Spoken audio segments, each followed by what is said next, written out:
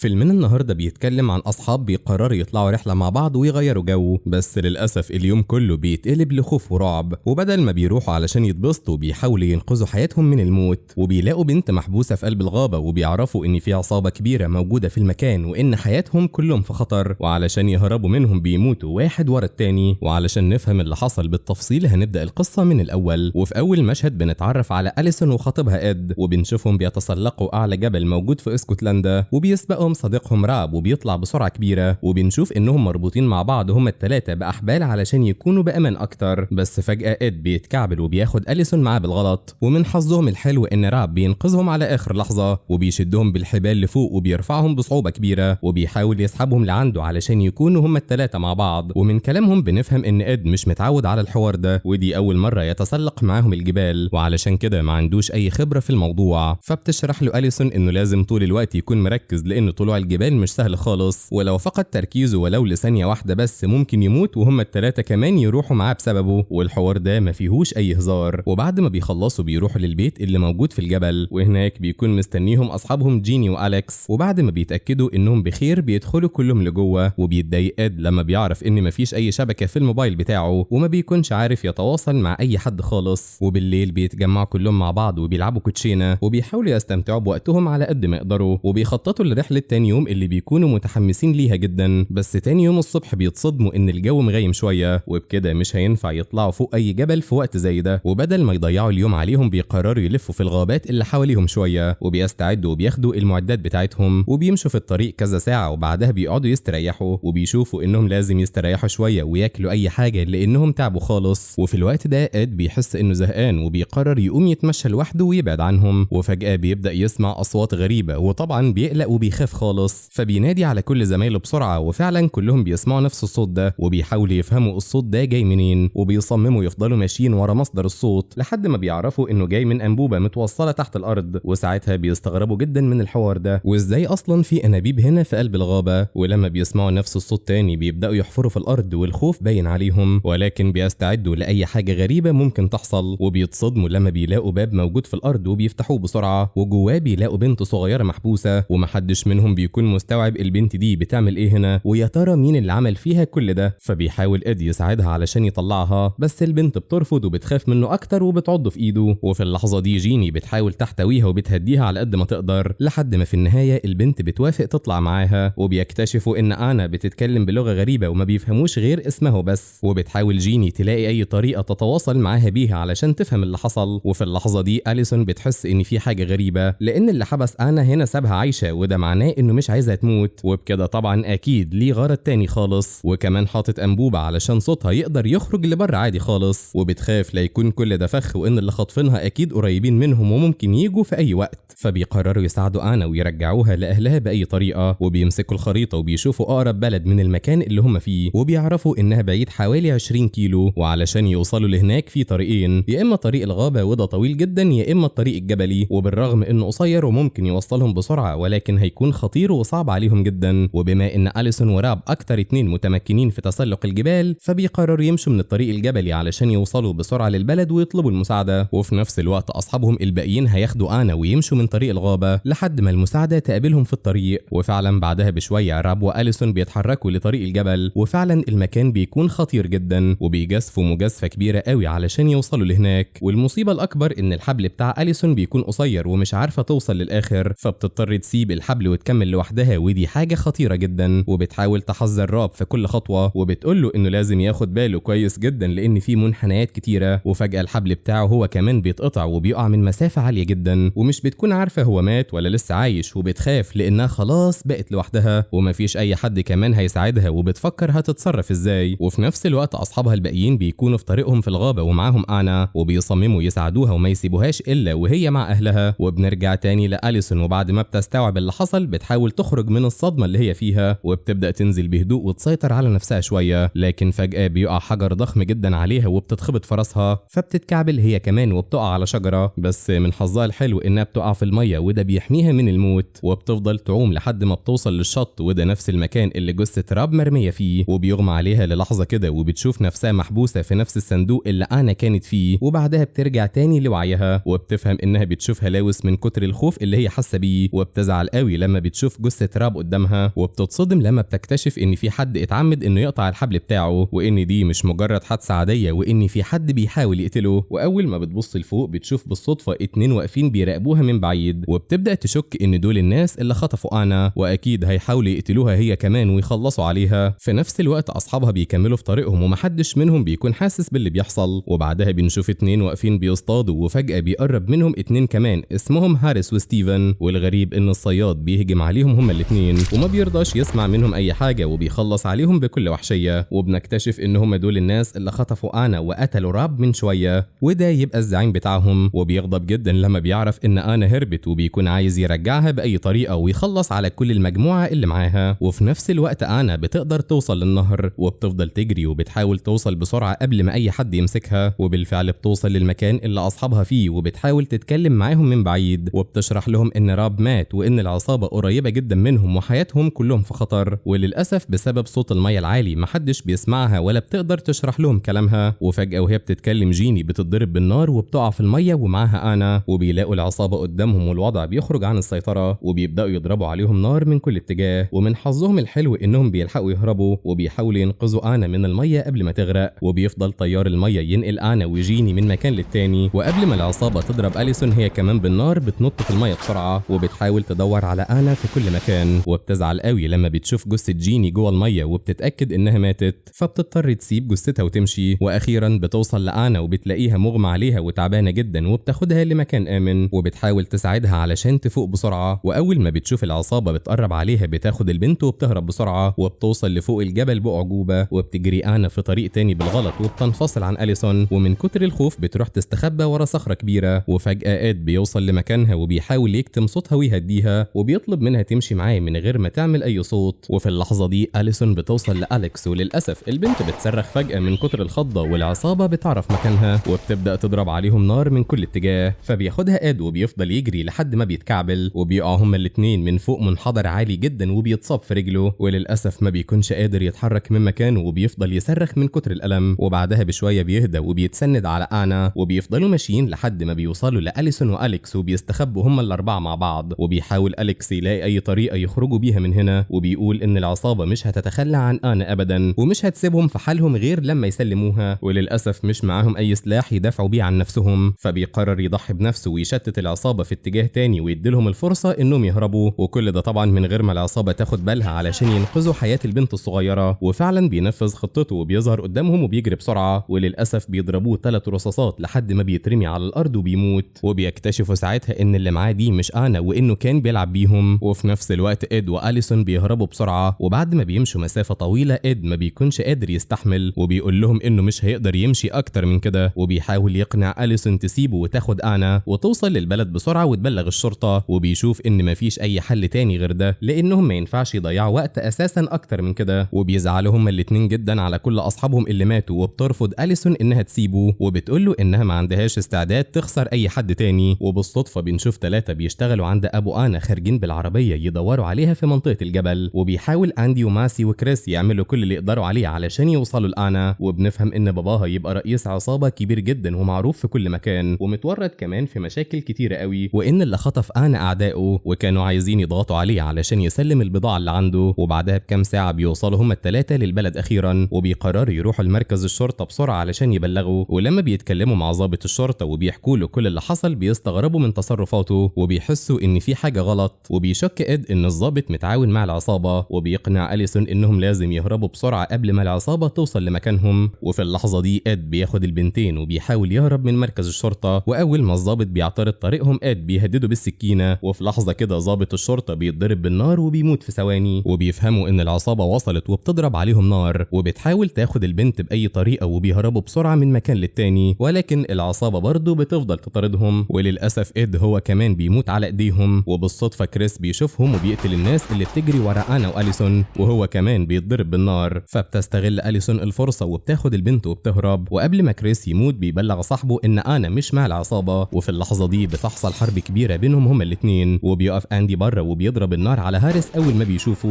بس للأسف بيقدر يهرب في الاخر. وفي نفس الوقت ده أليسون بتوصل مع انا لبيتها وبتخليها تستخبى تحت السرير، وبيطلع ستيفن كل ده ماشي وراهم وبيدخل البيت وبيفتش كل ركن فيه وبيقتل الموظف اللي شغال جوه. بالقوة، وبالغلط البيت بيبدأ يولع، وأول ما أليسون بتشوفه بتهجم عليه وبتحاول تتخلص منه بأي طريقة، وللأسف بيفضل يضرب فيها لحد ما بيغمى عليها والنار بتمسك في البيت كله، وستيفن بيحاول يمسك أنا بالقوة. وفي اللحظة دي أليسون بترجع لوعيها تاني وبتهجم عليه وبتضربه بآلة حد على راسه، وبعد كده بترميه من الشباك وبيقع وبيموت على طول. وللأسف أليسون ما بتكونش لاقي أي مكان تهرب منه، وبتلاقي نفسها في قلب النار هي وأنا، وعلشان تنقذ حياة أنا بتضطر ترميها بين الشجر، وبتستسلم هي للأمر الواقع وبيغمى عليها من ضيق التنفس. ومن حظها الحلو إن المطافي بتوصل في الوقت المناسب وبينقذوا حياة أليسون من الموت، وعربية الإسعاف بتنقلها للمستشفى بسرعة، وبتشكرها أنا على كل اللي عملته علشانها، وبيتأكد ماثيو إن أنا بقت في أمان. وعلى آخر لحظة بيقبض على أندي قبل ما يهرب وبياخده بالعافية وبيسلمه لأبو أنا، وطبعا الراجل بيكون عايز ينتقم منه وبيأمر رجالته يعذبوه لحد ما يموت بطريقة بشعة، وبيقرر يحبسه في نفس الصندوق اللي كان حابس فيه بنته وبيسيبه يقابل مصيره. وطبعا أليسون بتفضل تعيط على اللي حصل لأصحابها وما بتكونش قادرة تستوعب إنها مرت بكل ده أو إنها لسه عايشة لحد دلوقتي. ولحد هنا بتنتهي أحداث قصتنا النهاردة. استنوني بقى في فيديوهات وملخصات جديدة. سلام.